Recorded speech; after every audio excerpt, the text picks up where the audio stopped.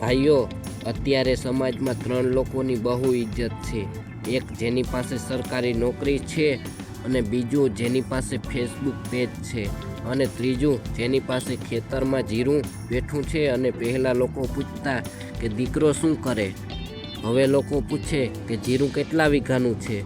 જો 10 વીઘાનું જીરું હોય તો કન્યાવાળા સામેથી આવીને કહે તમારો દીકરો તો હીરો છે. અને સાહેબ, જીરાની જેવી સેન્સિટિવ આ વસ્તુ દુનિયામાં બીજી કોઈ નથી. નખરા તો જીરું જાણે કાચની પૂતળી. સવારે ઝાકળ આવે તો તેને શરદી થઈ જાય, બપોરે તડકો વધે તો આને લૂ લાગી જાય, વાદળો ફાળ આકાશમાં ક્યાંક ભૂલે ચૂકે વાદળ દેખાય તો ખેડૂતો અટકે આવે કે નહીં આવે. તો આ જ્યાં સુધી જીરું વાવ્યું હોય એટલે ખેડૂતો આખો દિવસ આકાશમાં જોયા કરે અને જાણે નો સેન્સિટિવ હોય. જીરાને સાચવવું એટલે નાના છોકરાઓને સાચવવા જેવું કહેવાય.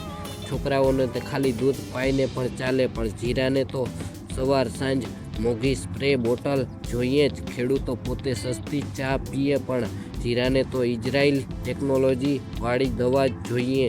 ઘણીવાર તો એવું લાગે કે જીરું ખેતરમાં નહીં પણ ઓક્સિજનમાં છે. જ્યારે જીરાનો ભાવ 1000 હોય પાર કરી જાય ત્યારે ખેડૂતોનો વટ પડી જાય.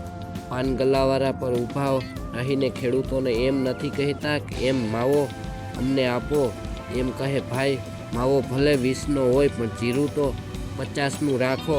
પત્ની જ્યારે કહે કે હાર લેવો છે ત્યારે ખેડૂત કહે કે હીરાનું શું કામ, જીરાના દાણા હાર બનાવી દઉં, હીરા કરતાં મોંઘો પડશે.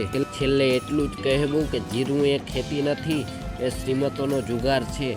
અને પાકી ગયું તો ખેડૂતો સીધા સ્કોર્પિયોમાં ફરે, અને જો નસીબ નબળું હોય તો કમોસમી વરસાદ પડે અને જીરું જતાં જ ખેડૂતો કહે કે જાય આવતા વર્ષે ફરી મળીશું. સાહેબ, ગમે તોય જીરું તો જીરું જ છે. એણે ગુજરાતના ખેડૂતોને જગતનો તાત બનાવ્યો છે.